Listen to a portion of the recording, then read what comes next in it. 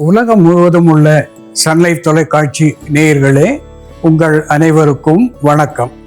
இது நாட்டு மருத்துவம், நலம் தரும் மருத்துவம், எல்லோருக்கும் ஏற்ற பக்க விளைவுகளில்லாத பாதுகாப்பான மருத்துவம். எளிய மருந்துகளை இந்த நிகழ்ச்சியிலே நாம் ஒவ்வொன்றாக பழகி பார்த்து பயன்பெற்று வருகின்றோம். இன்று சில மருத்துவ குறிப்புகளை நாம் தெரிந்து கொள்வோம். சீதபேதி, த டிசென்ட்ரி என்று வருகின்ற பொழுது அல்லது கழிச்சல் என்று ஏற்படுகின்ற பொழுது அதை நிறுத்துவதற்கு துவர்ப்பு சுவை உடைய ஒரு மருந்து நமக்கு தேவைப்படுகிறது. அது அஸ்ட்ரிஞ்சன்ட் என்று சொல்லக்கூடிய வற்றச் செய்யும் தன்மையை பெற்றிருக்கிறது. அப்படி துவர்ப்பு சுவையுடைய ஒரு மருந்து நாட்டு மருந்து கடைகளிலே, சித்த ஆயுர்வேத மருந்து கடைகளிலே கிடைக்கக்கூடிய ஒன்று காசுக்கட்டி சூரணம். இந்த காசுக்கட்டி சூரணத்தை வாங்கி அரை தேக்கரண்டி அளவு எடுத்து ஓரிரு துண்டு வாழைப்பழத்தினுடைய இடையே வைத்து இரவு நேரத்திலே விழுங்கிவிட்டு படுப்பதினாலே காலையிலே அந்த கழிச்சல் என்பது இல்லாமல் போகும். அல்லது அதிகமான கழிச்சல் இருக்கின்ற நிலையிலே அந்தி சந்தி என்று இருவேளை காலை மாலை இந்த வாழைப்பழத்தோடு காசுக்கட்டி சூரணம் சாப்பிடுவதனாலே இந்த கழிச்சல் எவ்வகையான கழிச்சலாக இருந்தாலும் சரி, அல்லது குருதி கழிச்சலாக இருந்தாலும் சரி, ஹெமராய்ட்ஸ் என்று சொல்லக்கூடிய குருதி வெளிப்பாடாக இருந்தாலும் சரி, அதை நிறுத்துகின்ற தன்மை உடையதாக இந்த வாழையும் காசுக்கட்டியும் விளங்கும் என்பதை இங்கே சுட்டிக்காட்ட விரும்புகின்றேன். அன்பான நேயர்களே, வருகின்ற காலம் என்பது வெயில் காலம். அந்த காலத்திலே உடல் உஷ்ணத்தினாலே வேனல் கட்டி என்று சொல்லுவார்கள். உஷ்ண கட்டிகள் உடம்பிலே ஏற்படுவது வழக்கம். வீக்கம் காணுவது, சிவந்து தோலிலே அங்கே வீக்கம் காணுவது மட்டுமல்லாமல் வலி அதிகமாக இருப்பது, சில நேரத்திலே முளை விட்டு அதன் மூலமாக வெளிப்பாடு ஏற்படுவது. இப்படிப்பட்ட கட்டிகள் ஆரம்பத்திலேயே சீக்கிரம் பழுத்து உடைவதற்காக நாம் சுண்ணாம்பு, அதாவது தாம்பூலத்துக்கு நாம் போடுகின்ற சுண்ணாம்பு, அந்த சுண்ணாம்போடு சிறிது மஞ்சள் சேர்த்து ஒன்றாக குழைத்து மேலே பூசி வைப்பதனாலே ஒரு சில நாட்களிலே அந்த கட்டிகள் உடைந்து உள்ளிருக்கின்ற வெளியேறி வலி வீக்கம் குறையும். அல்லது இந்த சுண்ணாம்போடு தேன் சேர்த்து கூட ஒரு சேர உறவாடும்படி குழைத்து மேலே பூசி வைப்பதனாலே வெகு சீக்கிரத்திலே வீக்கம் மற்றும் கட்டிகள் உடைந்து உள்ளிருக்கின்ற அழுக்குகள் வெளியேறும் என்பதை சுட்டிக்காட்ட விரும்புகின்றேன்.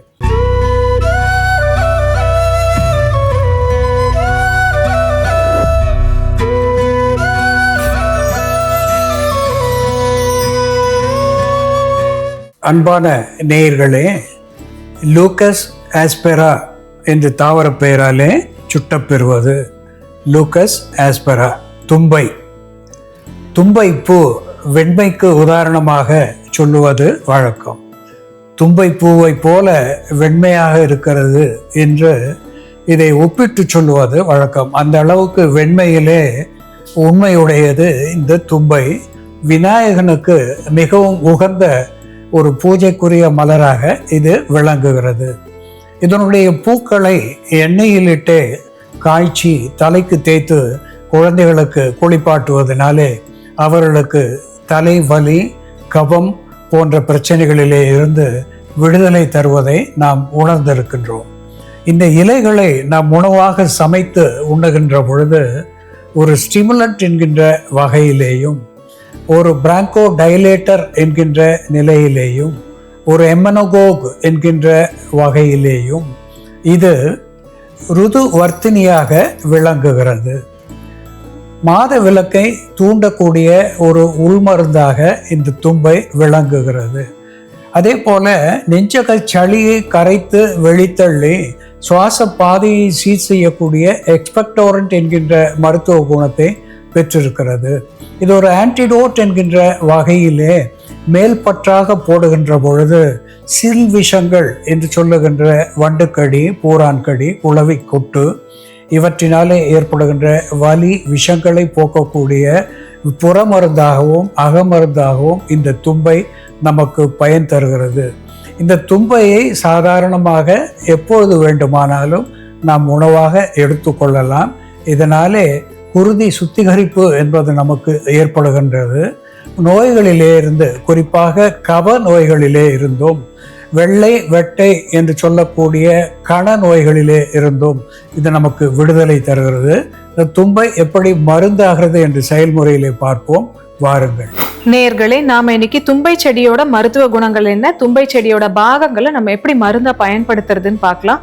முதல்ல நாம தும்பை செடியோட இலைகளை பயன்படுத்தி சளி, இருமல், ஆஸ்துமா, வீசிங் போன்ற பிரச்சனைகளை சரி செய்யக்கூடிய ஒரு மருந்து தயார் பண்ணலாம். இதற்கு தேவையான பொருட்கள்: தும்பை இலை, மஞ்சள் பொடி, மிளகு, சீரகம், இஞ்சி, தேன். ஒரு பாத்திரத்தில் நம்ம கொஞ்சம் நீர் விட்டுக்கலாம். இதோட நம்ம நறுக்கி வச்சிருக்க இஞ்சி கொஞ்சமாக சேர்த்துக்கலாம். இஞ்சி இல்லைன்னா நம்ம சுக்கு பொடி இருந்தால் சுக்கு பொடி கூட யூஸ் பண்ணலாம். இதோட சீரகம், ஒரு 1/4 தேக்கரண்டி அளவு சீரகம், ஒரு 5 மிளகு நம்ம தட்டி போட்டுக்கலாம்.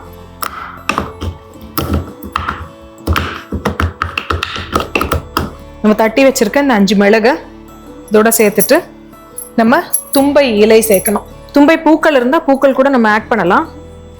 3 வயதிற்கு மேற்பட்டவர்களுக்கு இந்த இலையை பயன்படுத்தலாம். அதற்குள்ள இருக்கிறவங்களுக்கு, நம்ம குழந்தைங்களுக்கு பூ மட்டும் பயன்படுத்துறது நல்லது. இந்த இலை ஒரு 5-6 இலைகள் சேர்த்தோம்னாலே போதும். இதோட மஞ்சள் பொடி ஒரு 2 சிட்டிகை அளவு சேர்த்துக்கலாம். தும்பை இலையோட நம்ம மிளகு, சீரகம், இஞ்சி, மஞ்சள் பொடி இதெல்லாம் சேர்த்து கொதிக்க வச்சுட்டு இருக்கோம். இந்த மருந்தை நம்ம வடிகட்டிட்டு தேனோட சேர்த்து சளி, இருமல் இருக்கும்பொழுது எடுத்துக்கலாம். அதே போல நமக்கு வீசிங் இருக்கும்போது இந்த மருந்தை குடிச்சோம்னாலும் நமக்கு வீசிங் இமீடியட்டா கண்ட்ரோல் ஆகும். அதிகப்படியான அடுக்கு தும்மல் இருக்கும் பொழுதும் நம்ம இந்த தும்பை இலையை மருந்தா பயன்படுத்தலாம். மூக்கடைப்பு இருக்கும் பொழுது இந்த மருந்தை எடுத்துக்கிட்டோம்னா தலையில இருக்கக்கூடிய நீரேற்றம், தலைபாரம் போன்ற பிரச்சனைகளை சரி செய்யக்கூடிய மருந்தாகவும், நேசல் பிளாக்கை சரி பண்ணக்கூடிய ஒரு டீகன்ஜஸ்டன்டாகவும் இது செயல்படும். நம்ம சிறு குழந்தைகளுக்கு மருந்து கொடுக்கும்போது தும்பையை பூவா பயன்படுத்தணும். 1 வயதிற்கு உட்பட்ட குழந்தைகளுக்கு தும்பை பூவை நம்ம மருந்தை பயன்படுத்தும் போது ஒரு 5 to 10 பூக்கள் எடுத்துக்கிட்டு கொஞ்சமா தாய்ப்பால் எடுத்து, ஒரு அரை பாலாடை அளவு தாய்ப்பால் எடுத்து அதுல இந்த பூக்களை ஊற வச்சிடணும். ஊற வச்சுட்டு அதுக்கப்புறம் அந்த பூக்களை வடிகட்டிட்டு அந்த பாலை மட்டும் குழந்தைக்கு புகட்டும் போது குழந்தைகளுக்கு இருக்கக்கூடிய மார்சளி மற்றும் நெஞ்சக சளி வெளியேறும். அதே போல அவர்களுக்கு இருக்கக்கூடிய இருமலும் கட்டுப்படும். ரெஸ்பிரேட்டரி இன்ஃபெக்ஷன் ஏதாவது இருந்தாலும் அதுவும் கண்ட்ரோல் ஆகும். நமக்கு இன்ஃப்ளூயன்ஸா போன்ற ரெஸ்பிரேட்டரி இன்ஃபெக்ஷன் இருக்கும் பொழுதும் இந்த தும்பையை உள்மருந்தா பயன்படுத்தலாம். தும்பை ஒரு நல்ல கோழை அகற்றி அப்படின்றதுனால நம்ம இதை ஒரு ப்ரிவென்டிவ் மெடிசனா கூட பயன்படுத்தலாம். நம்ம சளி வந்ததுக்கு அப்புறம் எடுக்கிறதுக்கு முன்னாடி பனிக்காலத்துல, குளிர்காலத்துல எல்லாம் நம்ம தும்பையை உணவாவே பயன்படுத்தலாம். மாதத்திற்கு 1 முறையோ 2 முறையோ தும்பை இலைகளை எடுத்து நம்ம பாசிப்பருப்போட சேர்த்து சமைச்சு அதை கீரை போலவே சமைச்சு சாப்பிடலாம். அப்படி சாப்பிடும் பொழுது நம்ம நெஞ்சகத்திலையும் சளி சேராம பார்த்துக்கும். அதே போல குடல்லையும் சளி சேராம பார்த்துக்கும். பழைய மலத்தை கரைத்து வெளித்தள்ளக்கூடிய மருந்தாவும் இந்த தும்பை செயல்படும். இந்த தும்பை கஷாயம் இப்போ ரெடி ஆயிடுச்சு. இதை வடி கட்டிடலாம். நமக்கு சளி, மூக்கடைப்பு போன்ற பிரச்சனை இருந்ததுன்னா தும்பை இலைகளை மஞ்சளோட சேர்த்து நீர்ல இட்டு கொதிக்க வச்சுட்டு அதுல இருந்து வரக்கூடிய ஆவியை நம்ம முகர்ந்துட்டு வரும் பொழுது, ஸ்டீம் பண்ணிட்டு வரும் பொழுது நல்ல ஒரு வியர்வை உண்டாக்கியா அது செயல்படும். அதே போல சளியை கரைத்து வெளித்தள்ளக்கூடிய மருந்தாவும் செயல்படும். இதோட நம்ம கொஞ்சம் தேன் சேர்த்துக்கலாம். தேனுக்கு பதில் நம்ம கல்லுப்பு சேர்த்தும் எடுத்துக்கலாம். கல்லுப்பும் ஒரு சளியை கரைக்கக்கூடிய மருந்தா இருக்கிறதுனால அதை சேர்க்கலாம். நம்ம தும்பை இலை, மஞ்சள், இஞ்சி, மிளகு, சீரகம் மற்றும் தேன் சேர்ந்த இந்த மருந்து 60 ml அளவுக்கு காலை மாலைன்னு 2 வேளையும் உணவுக்கு பின் நம்ம சாப்பிட்டுட்டு வரும் பொழுது 3 to 5 நாட்கள் நம்ம எடுக்கும் பொழுது ரெஸ்பிரேட்டரி இன்ஃபெக்ஷன்ஸை கண்ட்ரோல் பண்ணக்கூடிய மருந்தாகவும், ஆஸ்துமானால வரக்கூடிய மூச்சிறைப்பை கட்டுப்படுத்தக்கூடிய மருந்தாகவும், அலர்ஜினால வரக்கூடிய மூக்கடைப்பு, தும்மல் போன்ற பிரச்சனைகளை சரி செய்யக்கூடிய மருந்தாகவும் இது செயல்படும். அன்பான நேயர்களே, லூக்கஸ் ஆஸ்பெரா என்று சொல்லுகின்ற தும்பை மருந்தாகின்ற பொழுது சீறுகின்ற பாம்போடு சில்விஷங்கள், சென்னி வலி, ஏறுகின்ற கபம், தாபம் இருக்குமோ கான் என்று அகத்தியர் குணப்பாட நூலிலே ஒரு பாட்டிலே சொல்லியிருக்கின்றார். சீறுகின்ற பாம்பு என்று சொல்லுகின்ற பொழுது விஷம் நிறைந்த பாம்பு கடியினுடைய விஷத்தை போக்கக்கூடியதாக இது விளங்குவது மட்டுமல்லாமல் சில்விஷங்கள் என்று சொல்லுகின்ற பொழுது வண்டுக்கடி, பூரான், ஓணான், பூச்சிகள் இவை கடிப்பதினாலே குளவி இவை போன்றவை கொட்டுவதனாலே ஏற்படுகின்ற விஷத்தை இது போக்குவதாக விளங்குகிறது. சிட்னி வலி என்று சொல்லுகின்ற பொழுது தலைவலி, பிடரியினுடைய வலி, தலையினுடைய பின்பக்கம் வலிப்பது தலைவலி என்று சொல்லுகின்ற பொழுது நீரேற்றம், தலை நீரேற்றம், சைனசிட்டிஸ் என்கின்ற ஒன்று. குருதி அழுத்தத்தினாலே இந்த பிளட் பிரஷர் என்கின்ற நிலையிலே தலைவலி ஏற்படுவது. ஏறுகின்ற தாகம் என்று சொல்லுகின்ற பொழுது தாகத்தை குறைக்கக்கூடியதாக இது விளங்குகிறது. அசதி, சோர்வு, கை கால் அசதி, அது மட்டுமல்லாமல் இது வறட்சியை போக்கக்கூடிய ஒன்றாக விளங்குகிறது. இந்த தும்பையை பானமாக நாம் எடுக்கின்ற பொழுது கை கால் அசதி, சோர்வு இவற்றையெல்லாம் போக்கக்கூடிய ஒன்றாகவும் திகழ்கிறது. மேக நோய்கள், ஒழுக்கு நோய்களை போக்கக்கூடியதாக திகழ்கிறது. இந்த மேகம் என்ற ஒழுக்கு எந்த வகையிலே ஏற்பட்டாலும் நீர் இழப்பு ஏற்பட்டு தாகம் ஏற்படுவது இயற்கை. அந்த தாகத்தை தீர்க்கக்கூடிய ஒன்றாக இது உள்மருந்தாக விளங்குகிறது. விஷமுறிப்பாக புறமருந்தாக விளங்குகிறது. இதனோடு குர்குமின் லாங்கா என்று சொல்லக்கூடிய மஞ்சள் நாம் சேர்க்கின்ற பொழுது, மஞ்சள் ஒரு ஆன்டி ஆக்சிடென்ட் என்கின்ற மருத்துவ குணத்தை பெற்று இது பல்வேறு நோய்களுக்கு தடையாய் இருக்கின்ற ஒன்றாக விளங்குகிறது. மிளகு, பெப்பர் என்று சேர்க்கின்ற பொழுது ஒரு ஆன்டிடோட் என்கின்ற வகையிலே விஷம் உரிப்புக்கு இது துணையாக இருந்து நமக்கு பலன் தருவதாக விளங்குகிறது.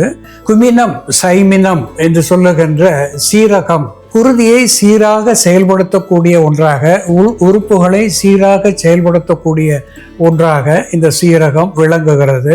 ஒரு கார்மினேட்டிவ் என்கின்ற வகையிலே அகட்டுவாய்வு அகற்றியாகவும் விளங்குகிறது. ஜிஞ்சிபர் அஃபிஷினேல் என்று சொல்லக்கூடிய இஞ்சி ஒரு ஸ்டிமுலட் என்கின்ற வகையிலேயும் ஆன்டிடோட் என்கின்ற நிலையிலேயும் ஆன்டி இன்ஃப்ளமேட்டரி அனால்ஜெசிக் என்கின்ற மருத்துவ குணத்தை பெற்றிருப்பதோடு ஒரு ஆன்டி ஆஸ்மாட்டிக் என்கின்ற வகையிலே இசிவு அகற்றியாக இது செயல்படுகிறது. இந்த தும்பையோடு மிளகு, சீரகம், மஞ்சள், இஞ்சி சேருகின்ற பொழுது ஒரு அருமருந்தாகி மேக நோய்கள், தாக நோய்கள், சோர்வு இவற்றையெல்லாம் போக்குவது மட்டுமல்லாமல் ஒழுக்கு, வெள்ளை ஒழுக்கு, கழிச்சல் இவற்றையெல்லாம் போக்குகின்ற ஒன்றாக, உறுப்புகளிலே தேங்கியிருக்கின்ற நச்சுக்களை வெளித்தள்ளக்கூடிய ஒரு ஆன்டிடோட் என்கின்ற மருந்தாக இது பயன் தருகிறது. குறிப்பாக கப நோய்களை இது போக்குவதிலே வல்லதாக விளங்குகிறது. இதை நாம் துவையலாகவும் பயன்படுத்துவதனாலே இந்த மருத்துவ குணங்களை நாம் எளிதாக பெற முடியும் என்பதை சுட்டிக்காட்ட விரும்புகின்றேன். அன்பான நேயர்களே, தும்பை எப்படி மருந்தாகிறது என்று நாம் பார்த்து தெரிந்து கொண்டோம். இது போல வேறு ஒரு மருத்துவ குறிப்போடு நாம் மீண்டும் சந்திப்போம். நன்றி, வணக்கம்.